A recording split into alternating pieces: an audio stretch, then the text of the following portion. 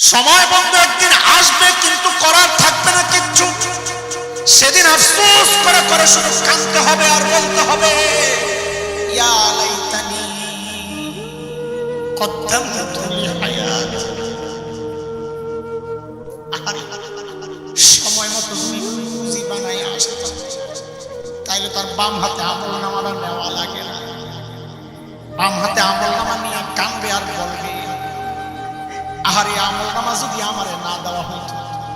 ওয়া আম্মা মান উতিয়া কিতাবাহু বিশিমালিহি ফায়াকুলু ইয়া লাইতানি লাম উতা কিতাবিয়া ওয়া লাম আদরি মা হিসাবিয়া ইয়া লাইতাহা কানাতিল কাদিয়া মা আগনা আন্নি মালিয়া হালাকা আন্নি সুলতানিয়া। বাম হাতে আমল নামা পাইয়াই দিবে চিৎকার আর বলবে, আহারে আমল নামা যদি আমারে না দেওয়া হতো, আমি জানি না এখন আমার হিসাব কি হবে।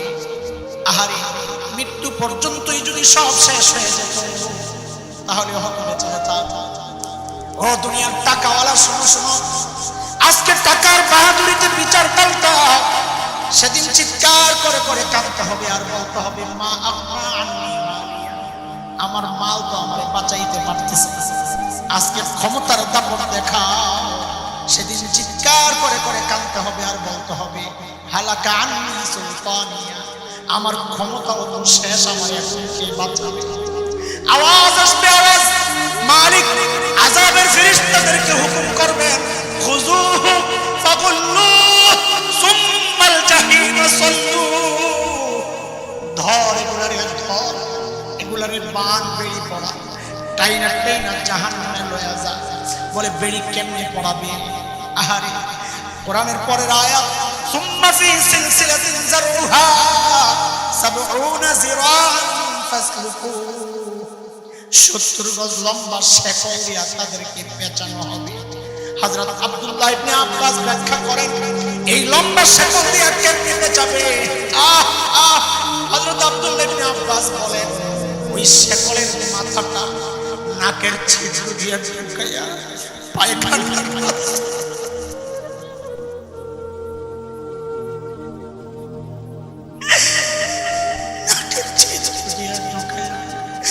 পায়খানার রাস্তা দিয়ে বের করে পেঁচায়া পেঁচায়া।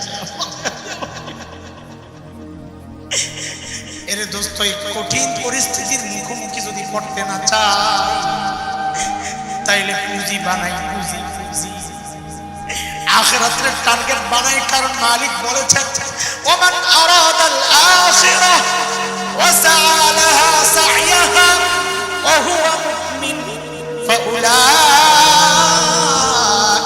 কানা সা'য়ুহুম মাশকুরা। আমাদের এক নম্বর ভুল, আমরা দুনিয়ার টার্গেট বানাইছি। টার্গেট বানানোর কথা বলেন না সবাই, টার্গেট বানানোর কথা বানাইছি।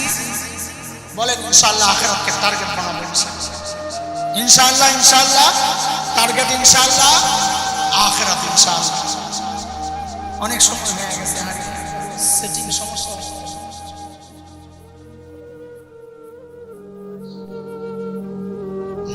আচ্ছা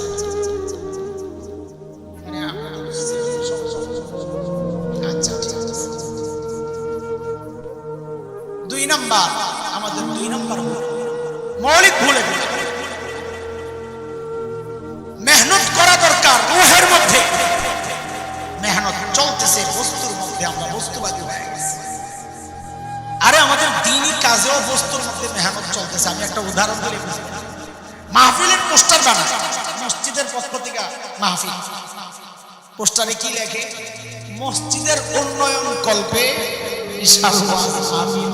আসলে হওয়া দরকার ছিল মুসল্লিদের ঈমান আকীদার উন্নয়ন কল্পে। কেন? কারণ কি?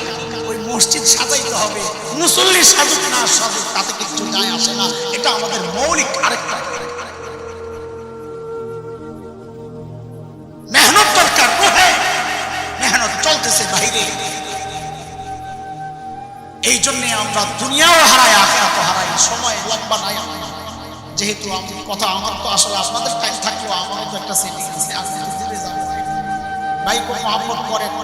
আমার এই মাহফিলওয়ালারা সবচেয়ে বেশি যারা ফোন দেন, বেশি ফোন দেন, জ্বালায় আলায় যায়, এই লিস্টের শীর্ষকের মধ্যে একজন আপনাদের মাদ্রাসা। আমি রাগ করি আজকাল হওয়ার কারণ হয়তো সামনে সময়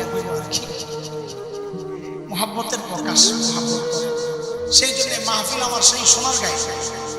তারপর ঠিক আছে আপনার মাদ্রাসার মাহফিল একসময় যায় একটু বয়ান করে দিয়ে আসি, তো সেই জন্য আসা, এই জন্য আর দেরি করে। 3 নম্বর মৌলিক ভুল আমাদের, এটা বুঝার জন্য একটু বুঝে, আমাদের এই বাহিরটা দেখে, আমার চেহারা আপনারা দেখতেছেন, টুপি দেখতেছেন, জামা, তো এই বাহিরটা দেখে মানুষ, আর ভেতরটা দেখে না। হাদিসের কথা মুসলিম শরীফের রিওয়ায়াত আসছে, ইন্নাল্লাহা লা ইয়ানজুরু ইলা সুওয়ারিকুম ওয়া আমওয়ালিকুম ওয়ালাকিন ইয়ানজুরু ইলা কুলুবিকুম ওয়া আ'মালিকুম। আল্লাহ তাআলা তোমাদের বাহ্যিক দেখেন না, মাল দেখেন না, আল্লাহ দেখেন তোমার আমল এবং তোমার কলব। তাহলে আল্লাহ দেখেন ভিতর, মানুষ দেখে, বলেন বলেন, আল্লাহ দেখেন ভেতর, মানুষ দেখে। আমরা কতটা খারাপ চিন্তা করেন, আমিও আছি আশা, আপনারা মনে করেন আমি আশা না, আমিও আশা, আমি আগে বলে গেছি, আমরা কতটা খারাপ। যেটা মালিক দেখেন, খালিক দেখেন, ওইটার মধ্যে ওইটাকে পরিষ্কার পরিচ্ছন্ন রাখার ফিকির আমাদের মাথায় নেই। যেটা মানুষ দেখেন, ওইটাকে সুন্দর করার জন্য আমাদের কত টেনশন আর কত পেরেশানি। বিশেষ করে আমাদের মা বোনদের একটু লাগছে দাগ, এটা খালি আয়নায় যাই, শুনু মাখবো, মলম মাখবো, এটা মাখবো, খালি হারাম, খালি হারামি করে। আরেক বড় বোনের পরামর্শ চাই, বোনরে তোমারও তো বড় ছিল, কেমনি দূর করছো, একটু পরামর্শ দাও। কত পেরেশানি, অথচ আখলাক নষ্ট, ভেতর নষ্ট, তার কোনো পেরেশানি নাই। আমাদের বাহ্যিক সুরত পরিবর্তনের জন্য, এটাকে সুন্দর সাজায়া গোছায়া রাখার জন্য, পরিষ্কার পরিচ্ছন্ন রাখার জন্য আমাদের কত মেহনত, কত চেষ্টা, কত ফিকির। কিন্তু ভেতর সুন্দর করার জন্য, আখলাক আর চরিত্র, আমল আর কলব ঠিক করার জন্য আমাদের মাথায় কোনো ব্যথা নাই, নিশ্চিন্ত জীবন যাপন করছি।